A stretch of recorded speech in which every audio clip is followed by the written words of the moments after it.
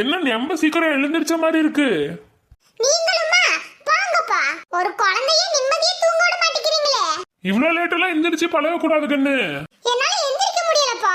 நானும் சீக்கிரம் எந்திரிக்கலாம் ட்ரை பண்றேன், ஆனா எந்திரிக்கவே முடிய மாட்டேங்குது. இப்ப பழைய சோறு சாப்பிடுறீங்க, இன்னும் கொஞ்சம் லேட் ஆகுமா? கண்ணு இந்த டைம்ல பிரேக்ஃபாஸ்ட்லாம் கொடுக்காத. நீ சாப்பாடு செஞ்சு முடிச்சிட்டு தானே. இந்த வேலை போயிட்டே இருக்குதுங்க. அப்ப நேரம் சாப்பாடே அவளுக்கு கொடுத்துரு. சரிங்க. அம்மா எனக்கு பசிக்குதே. இருக்குங்க, இன்னும் கொஞ்ச நேரம் தான். நான் சாப்பாடு கூட்டி செஞ்சு முடிச்சிருவேன். ஐயோ இன்னைக்கு கூட்டா. உனக்கு ஒரே மசாலா ஐட்டம் தான் சாப்பிடணுமா? டெய்லி எல்லாம் அப்படி செஞ்சு தர முடியாது. ஒரு நாள் கூட்டு ஒரு நாள் பொரியல் தான் செய்வேன். அம்மா முந்தானத்து தானமா கூட்டு செஞ்சீங்க. ஒழுங்கா செஞ்சு தரத சாப்பிடுறியா? எப்ப பார்த்தாலும் எல்லாரும் சொல்லிட்டே இருக்கற.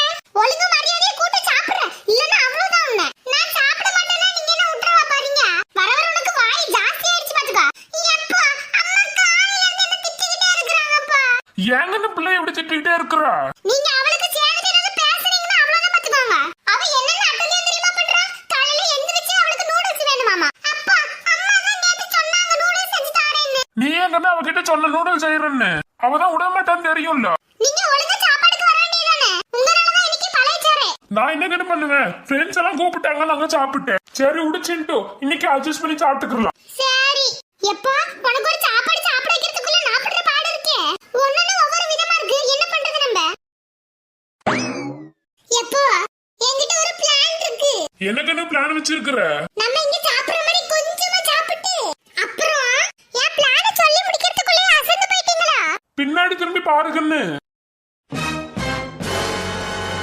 நானும் பாக்கறேன் நீங்க ரெண்டு பேரும் என்னதான் பண்றீங்கன்னு. இங்க கொஞ்சமா சாப்பிட்டு அப்புறம் ஹோட்டல்ல போய் சாப்பிடறதுக்கு பிளான் பண்ணிருக்கேன். ஐயா அப்படி எல்லாம் இல்லம்மா. நம்ம மூளை வேலை செய்யணும், கொஞ்சமா சாப்பிடணுமாமா. அததான் சொல்ல வந்தேன். என் பிள்ளைக்கு எவ்வளவு அறிவு பத்தியா?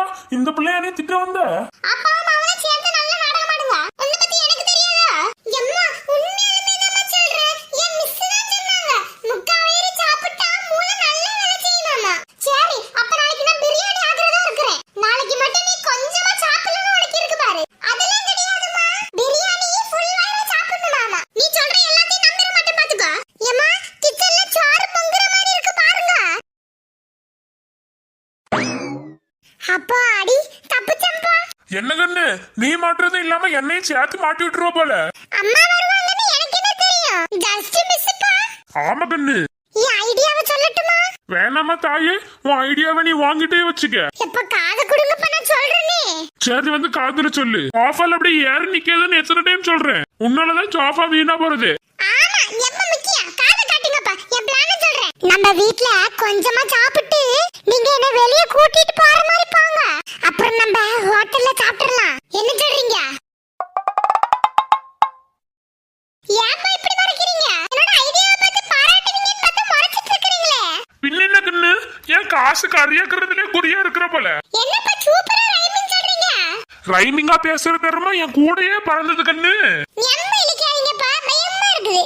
கொஞ்சம் சந்தோஷமா இருந்தா பொறுக்காதே.